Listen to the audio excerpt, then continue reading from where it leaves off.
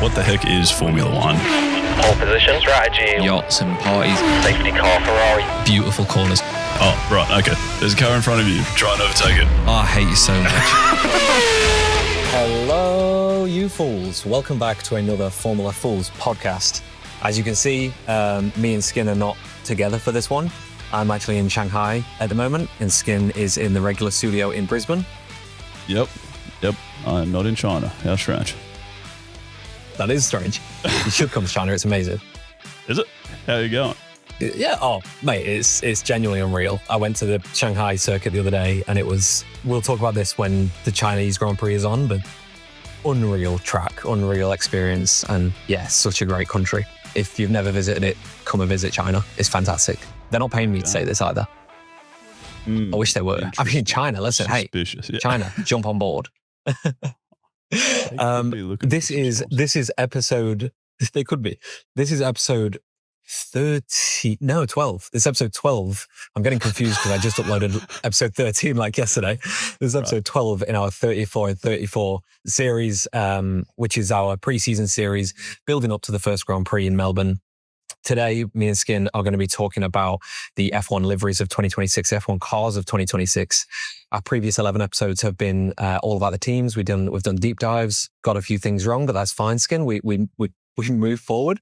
Yep. And the next 22 days will be mini dives into each of the drivers on the grid, starting with Lando Norris, your championship world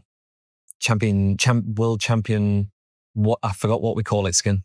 World champion, I reckon. Yeah. Okay, we'll lock that in. Okay, cool. Yeah. Perfect. So yeah, so if you've not listened to any of these episodes, then please go and listen to them and subscribe, follow along for the journey, because we're cooking and they're going out. Yeah. You've actually been releasing stuff. We haven't missed anything too bad yet, have we? I feel like we've got all right. Do you know what we did do wrong? The Aston Martin episode somehow went out 6 hours early. I don't know how I freaked that one up, but I scheduled it for 10 p.m. the night before instead of 4 a.m. the day it was supposed to go out. So technically we uploaded 2 episodes on the 5th and none on the 6th. But listen, I'd rather be early than late. Yeah, that is a problem I've never had before. Well done, Dave. Okay, so we are, as I've mentioned, we're going to be doing a little review on the liveries from this year, on the cars from this year. So we're going to be doing a rating system. I just want to clear the air with my rating system. A lot of people do out of 10, but then they throw decimal points in there, which in my opinion is fucking stupid, because that means you're actually not doing a rating system out of 10, you're doing a rating system out of 100. So don't get me started on this. So I go with the rating system of 3. So 3 being the best, it's the benchmark, it's where the top cars are going to be. 2 is a good car, could do with some improvements, or potentially is very similar to previous years. And 1, in my opinion, they probably need to return to the drawing board, or they just need to come up with something fresh and modern. So that is our rating system out of 3, because rating systems out of 10 with decimal points are stupid. I like it. It's clean. It's simple. No room for confusion. Well done. Exactly. Thank you, Skin. Skin, you've got some questions for me ahead of looking at the liveries. Yeah, I do. I find looking at the liveries pointless because it's just like colors and stuff. I don't know how to put that politely. Yeah. But I suppose the other part that you've like sort of mentioned and a little bit already throughout the series and the podcast generally before is like the exciting part of the car launches is also like getting to see what the teams are doing with the cars and how they interpret the rules, particularly this year when there are new rules. And yeah, I guess I want to understand like what we should be looking out for in terms of that stuff, right? Like you've talked about, and plenty of people have talked about how there's these new regulations, so the cars are getting completely rebuilt from the ground up. There's nothing on the cars that's remotely similar to last year. It's a brand new car. Everything's got to be remade. And then you look at the cars as they get released and you're like, oh yeah, that looks like an F1 car. Like they look quite similar. Yeah. What outside of the cars being a little bit smaller than they were last year, a little bit narrower than they were last year, and a little bit lighter and all that sort of jazz. Like, what are some things that we should actually be looking out for on the cars that are noticeably different to last year that are gonna change something, make something about this season interesting for me? Yeah, it's a great question, and I think I've come up with a good kind of way of looking at it. Okay, and the reason it's a great question is because there's going to be a lot of fans, especially new fans, coming to sport that do think the exact same way, that are looking at these cars and just going, they don't look much different to me. And you are right. Like on the surface, when you look at an F1 car, like from a silhouette point of view, I don't think really we have any major differences from even the 90s, the late 90s, early 2000s, you know, from a silhouette, from a very base point of view. They are open wheel, meaning there's nothing surrounding the wheel. I know we had the eyebrows for the past few years, but it's still open wheel and open cockpit. Okay, we now have the halo, but it is still an open cockpit. You can see the driver's helmet, which is your kind of silhouette look at it. Like the cars look very similar because of these things, but it's all of these little details that we need to be looking at. We need to be looking at a lot of stuff underneath the actual engine cover. So like the engine is more 50-50 balance with a combustion engine and a electrical engine. So we've racked the MGU-H, and the MGU-K is a lot bigger, which means there's a lot more instant electrical power coming out of the power units, powertrains, whatever you want to call them for this season. We've got a sustainable fuel instead of a fossil fuel. So this is a 100% lab-grown fuel for the first time ever in Formula One, which is going to potentially perform differently to how we're used to, whether it would, you know, the burning temperatures might be lower or higher, and the rate of consumption might be lower or high. Like, you know, the very minute, like, physics stuff within all of these fuels could be a big change to the sport. So, you know, we could see in racing, because of these fuels, that they might have to do more fuel saving, or we could see the opposite, where they're actually allowed to, they can lean on this fuel a bit more, and it's not heavy consumption kind of thing. We've also got, you know, smaller front wings that have reduced in size, which means that it's like with the end, where the end plates go, it kind of means that we're going to have less emphasis on the aerodynamics. Similarly, on the rear wing as well, it's slightly smaller. We've got the active aero on the front and rear wings. We've got flaps on the front and rear that open and close to replace the DRS. So we've got aerodynamic changes like that. We've also got way less floor aerodynamics now. So in the previous era, from 22 through to 25, we had the ground effect era of the sport, and that was majority of the downforce was generated from underneath. We've kind of racked that off in a way, and we're moving towards a kind of more stripped back version of Formula One with less aerodynamics. So hopefully we can get closer battling and closer racing, so people can actually follow all the cars without the dirty air that you heard so much about from previous years. So that's kind of like the things you need to be looking out for. In terms of wait, what was the beginning of your question, Skin? It was it's that everything has changed. Like everyone's saying, everything has changed. Everything's brand new. You know, it's not quite everything. It is everything in terms of the big things, like I've just mentioned. But in terms of data from tracks, setups from previous years, they will still be able to lean on a lot of that data, and they'll be able to actually input that data into simulations and into their programs and things to be able to test out what their new car will be able to do based on the data they've got from previous years. So, it's not that we're starting 100% from the beginning. It's a brand new Formula One, but it's certainly a big refresh in terms of all of the major rules and all of the major components on the car. Okay, all right. And so, but a lot of those things, like obviously, like the engine and the type of fuel that the car's burning, we're not really going to see so much in the car launch, right? Like we're looking at, the main point of this episode is we're looking at the liveries and deciding who looks sick and who doesn't. A lot of that stuff is sort of under the hood that we're not really going to be able to tell, is that? Yeah. All right. And this is the thing with car launch season, is that a lot of people will hide things. Like we've already had the shakedowns. There are already images out from a lot of the cars, and there's some things on the Aston Martin that people are already like, holy shit, this is crazy. Whether that's Adrian Newey hype, or whether it's that the rest of the teams are just kind of hiding front wings or rear wings or side pods or whatever. They're hiding things on their car launch. So car launch season used to be a lot more about you could judge the aerodynamics, whereas car launch season now is about the pretty colors and it's the pretty cars. Okay. All right. Let's have a look at some pretty cars then, shall we? Good segue, Skin. Let's start with McLaren then. I'd love to hear your thoughts on the McLaren. I've tried my best not to read your thoughts, apart from when you put one word answers on there. So I don't know what you've gone with for a McLaren. McLaren, I mean, I think it's essentially copy paste from last year, is it not? I saw on your story today that you liked it, which is fine. Like, it's likable. It's not ugly. It looks nice. Yeah. But it looks nice in that it looks the exact same as last year. So it's not like a particularly groundbreaking design, or like their graphic designers went really hard. And you know what's weird is you see all these concept cars that I assume just like artists and stuff do in the lead up to the season. Like, this would be sick. And there was a car that was like, you know, that green pattern that Lando has on his on his helmet. Like, someone covered a whole car in that. You're like, McLaren could be doing cool stuff. And then you get the same as last year and the year before and the year before. So I don't know. It's not, I wouldn't say it's the most exciting thing I've ever seen. I did want to ask about the McLaren car. Well, first of all, but yeah, you give me your thoughts first, I suppose.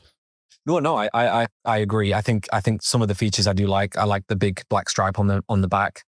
I think the orange, black, white combo that they've got at the moment is going to be iconic in 10, 15 years from now. I think we'll look back on this era and go like, wow, they nailed them cars. And I think they are good. I think they are good liveries, but it's certainly getting to Red Bull territory with McLaren, where it's like, okay, come on now, like let's shake it up a bit. Let's do something different. Yeah, for sure. I wanted to ask you about the orange or papaya and black color combo. When did they change to that? Because they didn't always have that. Like the sort of famous F1 car, that like red and white Marlboro car, was a McLaren, right?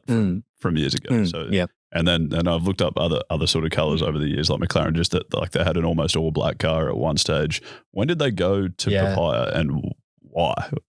Yeah, it's and another great question, Skin. We actually had a comment. Someone commented on, I think, a YouTube saying that you were getting really good at your questions. So well done, Skin.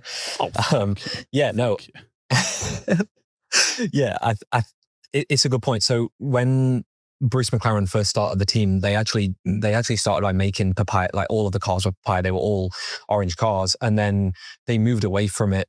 I don't know when they moved away from it, but certainly in the potentially 60s, 70s, when Marlboro came on board, the white and red became very famous. And that was literally, you look at cars like the Alpine with the pink and the blue, and people are like, oh, like the sponsor changing the color. It's like, okay, guys, but the most iconic livery in our sports history was a cigarette sponsor paid them to have the car looking like a cigarette packet. Like that was why they had it, was because Marlboro spent a lot of money to be able to change the car to that color.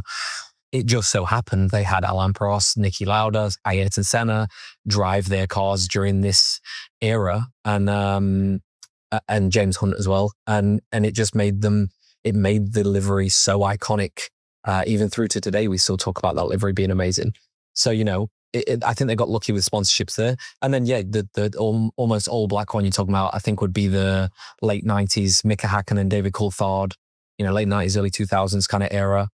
And that was a bank, I think it was West something bank, and they had like the almost all black with the silver and the like little red tick stripe thing on the side pod. Like that was, again, it was a sponsor's choice.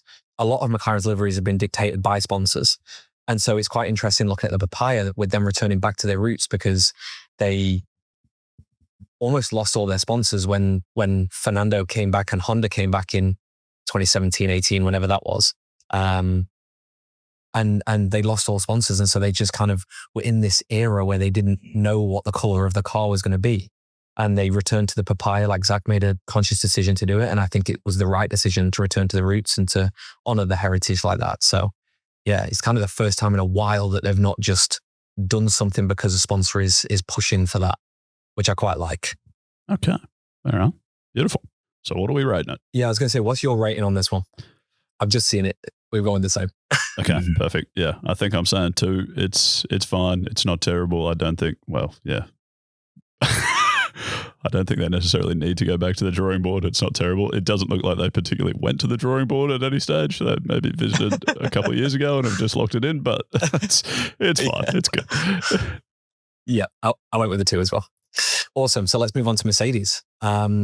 Personally, I think this is one of the best Mercedes we've seen in years. I think it's absolutely phenomenal.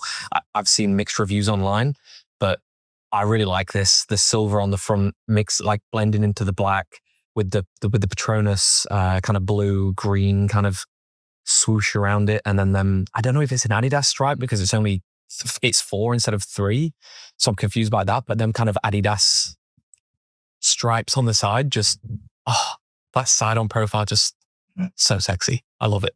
Right. Okay. The top down shot of like those stripes, I don't know. It looked like a zebra almost. Like it's just got these random stripes at the back. I found it a bit of an odd choice, but I don't hate it. Yeah, it's a nice car. One thing I did want to ask here, which is more about probably the regulations and stuff. I assume other cars have done this as well for some aerodynamic choice. I more noticed it on the Mercedes for some reason, but like along the side there where it says Petronas. That, whatever that is, I don't know what part of the car that is. Like on the side pod? Side pod, yep, wonderful. That's this year, that's much more horizontal than it was last year. Last year it was like sloping down. Do you have any idea why that would be? It could be the new engine. It could be the new power unit with the bigger MG UK. The power units sit quite high in like the top of the engine cover, right behind where the driver sits, and then the MG UK kind of sits low and long behind that towards the rear of the car. So potentially the MG UK with the different cooling could potentially protrude outwards a bit more. So that's why they've gone for a kind of a more boxed out and long instead of a swooping down kind of vibe. Yeah, it's interesting. Like, you know, the Audi's kind of similar, but then the Haas kind of goes down like traditional. I would assume it's a cooling thing, or they're just trying to direct as much air as possible to some sort of wing on the rear of the car that sits a bit higher, maybe level with the suspension. Okay. Don't 100% know what it could be. I think, you know, today, as this episode comes out, is the first day of the official test. So we're going to see a lot more photos, a lot more videos of the actual cars. So we'll see if this kind of like straight line side pod is on the actual car, or if it is, like I say, just there for launch, and then they're going to go a different way for that actual car. Right. Okay. All right. Cool. But it's a good thing to point out, because I think Mercedes are one of them ones in recent history that have swooped quite drastically down towards the rear. Mm-hmm. So Skin, what's your rating on this one? I've gone for a 3. I think it is the best Mercedes we've had in a very long time. Yeah, I was pretty happy with 3 too, to be honest. I don't like it's nice. It's good. I think it's good in that it's somewhat different to their cars last year. They've made a change. They've gone more silver. They've added these stripes. They have actually gone to the drawing board. Well done, and it's come out looking nice. I think you're not going to get. Yeah. Don't want to pre-sell too much, but I think this is one of the more exciting liveries, so I'm happy to give it a 3. All right, let's move on to Red Bull. Skin, what are your thoughts on this year's Red Bull livery? Yep. So Red Bull do that classic thing that McLaren do, where they don't change the livery at all. So most of it's the same. However, the one thing they have changed is that they've changed the color blue. Instead of being a dark blue, it's now a lighter blue. Yeah. So so that's great. Go Skin. Yeah. And everything else looks pretty much the exact same except that shade of blue. So So it's boring. Can I tell you why you're wrong? Yeah, go on. Okay, so the things they've changed, the blue is obviously different. They've textured the blue, so we've actually got more different kind of shades of blue with a texture within it, which Red Bull never usually go with. It's usually just one flat color on the blue / purpley kind of color. So that's interesting. They've brought the shine back to the car, which is, for Red Bull, they've been on this matte color scheme for years now. And although it used to look good, I think it's overplayed. And I think the shiny cars are just way better. They look lovely in the sunshine. They look lovely under the floodlights. So that big tick. The actual Red Bull logo, like the bull and the Red Bull logo on the front wing and on the side and on the front nose, actually has a thick white outline now, which they haven't done since like 2012, 2011, which just makes it makes the red and the yellow like properly pop. It's a bit more contrasty, stands nicely against the blue as well, especially on the front wing and the Red Bull logo on the side pod. It just really beautiful. And then the way that they've blended it in from this, like if you look at the kind of top down view from the side pod to the black where the Oracle is on the side of the side pod, it blends really nicely. It's not just a straight like here's the end of it. It's like faded into it quite nicely. So that's why for me this Red Bull is the best Red Bull in my opinion we've ever seen in F1. A lot of people don't agree with me, but I love it. I think it's great. Okay. All right. Yeah. Well, you're a bit more hawk-eyed than I am and found some more differences. But I mean, I was going to give it a pretty high rating anyway, just because like, even if they did just change that blue, it's a significantly nicer blue and it looks good. So I was pretty happy with it. Yeah, true. Okay, good. So you've gone with 3. Nice one, Skin. I also went with 3, obviously. Okay, Ferrari. We'll get to your thoughts in a minute, Skip, because let's do your thoughts first. My thoughts on Ferrari were meh. A lot of people agree with you, Skin. A lot of people hate this livery, and I don't know why. You're wrong. You're all wrong. Oh, it's a classic. Shock me. It's a classic Ferrari 1970s livery. It's got a beautiful Ferrari red. There's a good contrast between the red and the black, and then the white on top. It's like Niki Lauda era of Ferrari in the 70s, and it just feels iconic. It feels like an instant classic. Ferraris through the years have always had a lot of white on them, so I love it. I also think, again, back to the McLaren conversation, people that are hating on the HP combination, like, just shut the fuck up. Like cars need money. Teams need money to go racing. When they're going to have sponsors all over the cars. Every team does it. Fucking McLaren has Google Chrome wheels, for Christ's sake. Like, HP is a very big sponsor. It's doing a lot of favors for Ferrari. And if they've got their logo on the car, great. At least this year they've put it on a white background on the top instead of a red background. It looks a lot better this way. True. I gave it a 2. Okay. Yeah. All right. You could convince me to give it a 2. I had 1. It's not terrible. Like, it looks nice. It just isn't particularly exciting. It's a red Ferrari. It's like, yeah, that looks about right. Feels classic. Feels like Lightning McQueen just rolled out. I froth it. Okay. Well, next up, Skin, you're about to have everything blown out of water because guess what? Williams. Bang. Let's go. What are your thoughts, Skin? Yeah. I feel like we're about to have a very similar conversation to the one we just had. I think this looks okay, but pretty similar to previous Williamses I've seen. There's a lot of blue going on. I found it quite boring. I went back and looked at the car from last year. It looked almost identical. I didn't notice any difference, so I gave it a 1. Yeah. Oh, Skin. What have I missed, Dave? What did I get wrong? You've not missed much. It is very, very similar to last year's Williams. The major difference is the lighter blue on the Komatsu. The lighter blue on the Barclays sponsorship on the side, and then the white with the Komatsu logo on the side pod. So we've kind of got like 3 or 4 different shades of blue on it, which can be confusing. But you know, I like it. I think it's. I wish they'd done more with it. I wish they'd done something like cool. Like, remember a few years ago when Racing Bulls had that livery? I don't know if it was a special one. Maybe it was a special one, but all of the colors kind of like faded and blurred into each other. And they had like pink and orange and blue and white. And it was, I think it might have been a Miami special. And it was a great livery. It was so nice. But for me, I wish Williams had done more like that. But I still just think that this is a fantastic livery and is just one of the best for Williams, but it is very similar to last year's. I will give you that. Okay. So because of that, I gave it a 2. All right. Very fair. However, it still ranks in my top 3 because it's Williams. Oh, okay. All right. Interesting. You biased man. It's 3rd in my top 3. It's 3rd in my top 3, but it's in the top 3 because it's Williams. All right. Sure. Wait, so currently your top 3 is Mercedes, Red Bull, Williams. Red Bull, Mercedes, Williams at the moment. Okay. All right. Who have we got next? Racing Bulls. Yeah, you've copy and pasted from above skin. Have I? Oh, yeah, I have. Yeah, I've done exactly that. You just put arrows to the above. Yeah. Well, yeah, exactly. That's what I mean. I was going through like 3 or 4 of these cars and I was like, yeah, they look the same as last year's. And I was pretty disappointed by Racing Bulls because last year, and I think over the years, they've done these awesome special one-off liveries.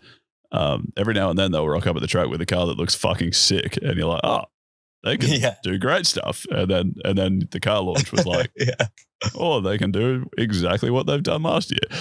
So I found it a bit disappointing. I thought it looked okay, pretty average. I gave it a 1. I was the exact same. I think last year's was such a big difference and was such a good car that this one almost disappointed because it was like they've done the same as last year, but they actually took the best feature off the car from last year, which was like the bulls, the kind of like bulls fading out kind of thing from the rear. They took that off the car, and I was like, that was the best thing about last year's car. So it's kind of just a shitter version of last year's. Yeah.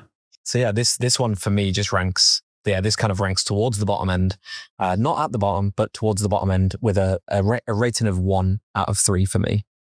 Okay. Can't win them all. Aston Martin. Skin's notes are getting heavy on this one as well. I think this is nice.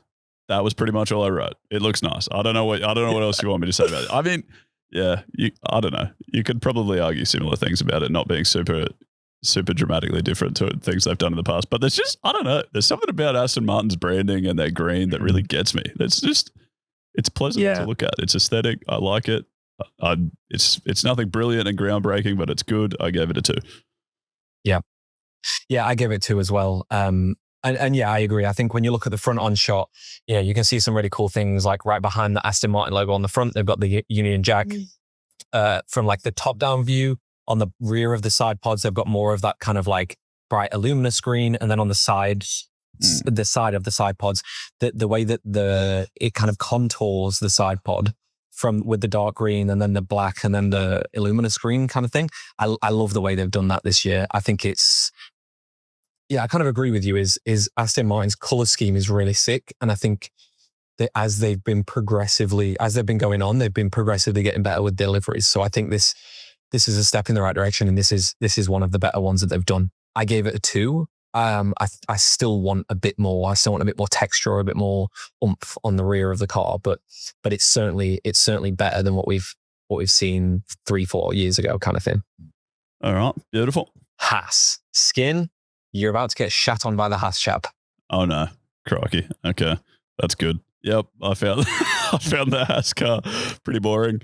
It's essentially like what do you mean? It's essentially like it's so similar to last year's, except instead of dark, they went white. And I'm looking at it like this, like, oh, is that meant to be this groundbreaking change? Like it just looks like they forgot to put anything in the printer, like it's just a plain white piece of paper.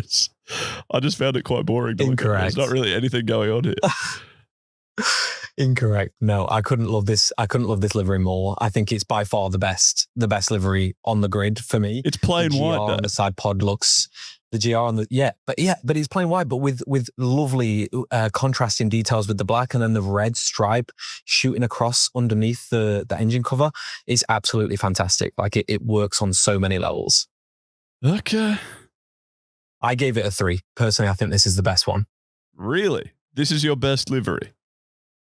Holy Dave. I gave this a 1. Okay. You gave this a 1. Yep. Skin. That's not good. Why? Haas chap's going to kill you.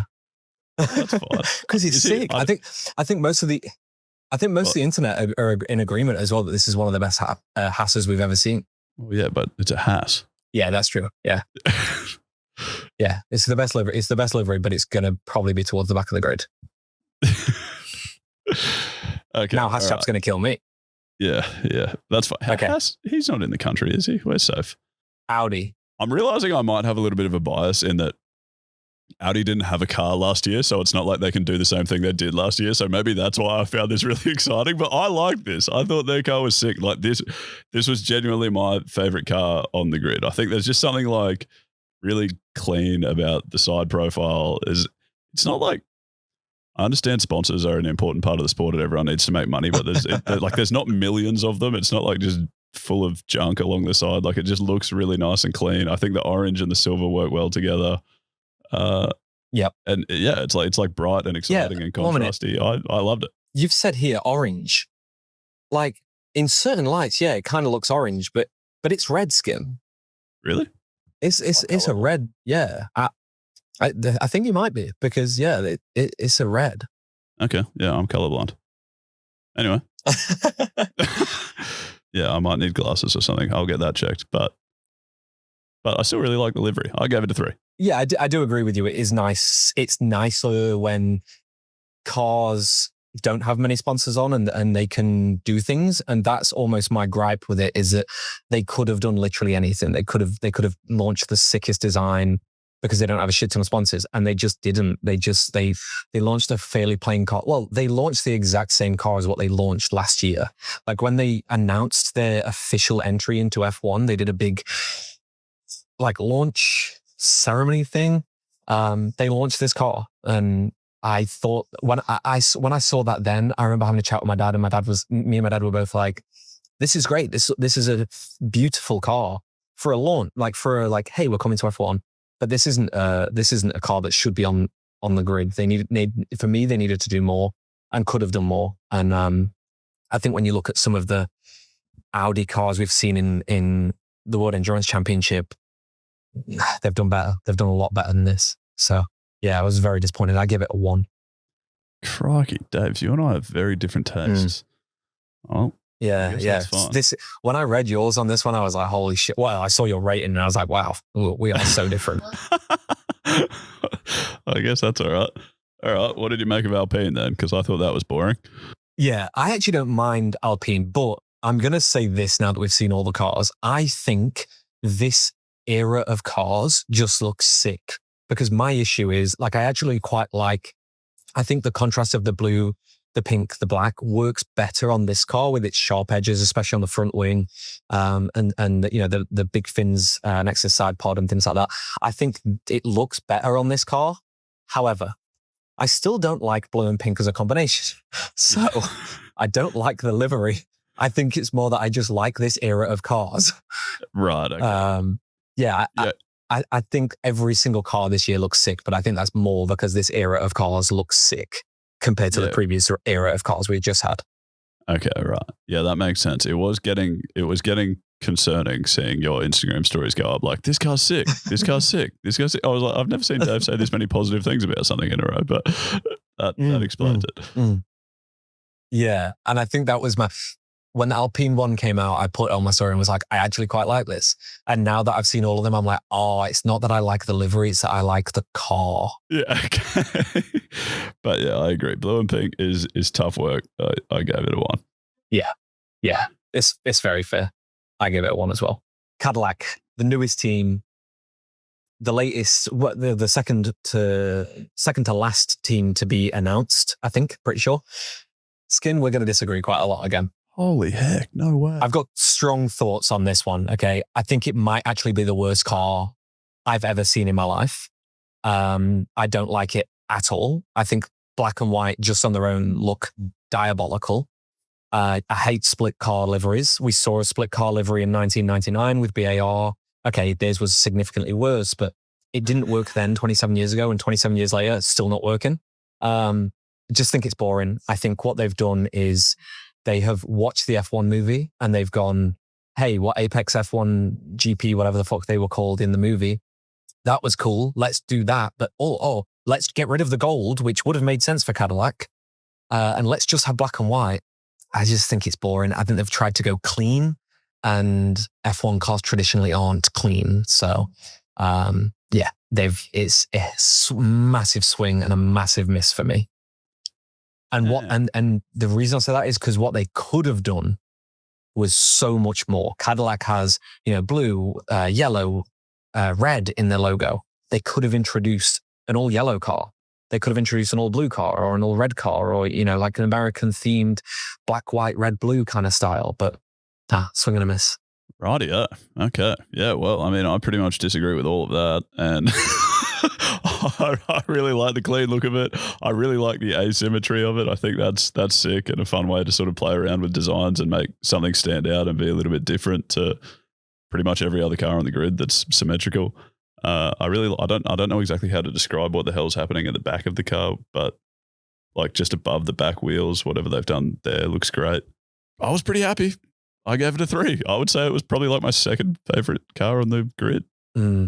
So what they've done above the back wheels is basically the Cadillac logo. Like if you look inside of the Cadillac logo, it's all these like jagged lines kind of thing. And it's basically they've just copied the print onto like they're just going to be imprinted it onto the side of the car and then inverted it for the black side. Nice. I read it. It feels cheap. Feels so cheap. And all of their merch and their drivers' overalls, it just looks like Mercedes of 4 years ago. Like it just feels like a Mercedes ripoff. Just it's like a cheap hybrid of Mercedes and Apex GP, and it's not for me. Oh, Dave, you feel cheap. Oh, Skin, I like it. Okay, so top 3, Skin. What have you got? What's your favorites? Top 3. I think I'm going. Crikey. I'll give you my top 3 while you're thinking. Sure. For me, I've gone Haas, number 1. I think I love what they've done. Love the red. Contrasty as hell. Feels racy, feels fast, even though it might not be. Red Bull, all the changes I mentioned earlier, mainly for me, the shine on it. So good. And then Williams, just because I'm a Williams fan. Shock me. Okay. All right. I think I'm going Audi first, Cadillac second, and Red Bull third. Sorry, Dave. You've chose my bottom 2 as your top 2. I would go Cadillac worst, Audi second worst, Alpine third worst. So that's amazing how different we are. Anyway, okay. Yeah, literally. There you go. Well, listen, that's the point. Everyone's allowed their own opinions in this world, so I like it. I think that's why I find all this talk about the car launches so strange, is like it's so subjective and doesn't matter at all in terms of who ends up having a fast car. It's like everyone's just casting their opinions. Exactly, like, I like this, I hate this. And it's like, okay. Yeah, that's 100% it. All right, well, that is all we've got time for in this episode. If you have enjoyed it, if you've got your own opinions, please drop them in a comment below. That would be wonderful to hear your thoughts and argue with me in Skin. Disagree with us, agree with us. Tell us your thoughts. If you're American and you love Cadillac and what they've done there, then you can agree with Skin and disagree with me. If you froth that Haas, then agree with me, disagree with Skin. But join us tomorrow, Lando Norris episode, the first one of the drivers. If you've not listened to any of the previous 11, go give them a listen. And we will see you. We'll see you tomorrow. We will. And tomorrow's episode, we've already recorded, actually. We record things out of order. So we're back in the studio together tomorrow, despite Dave still being in China right now. And that's weird. But anyway, point being, we don't have the whole internet delay thing, and it all tomorrow's episode will be nice. So get around it. Yes. Nice. I like it. All right. Bye. Bye.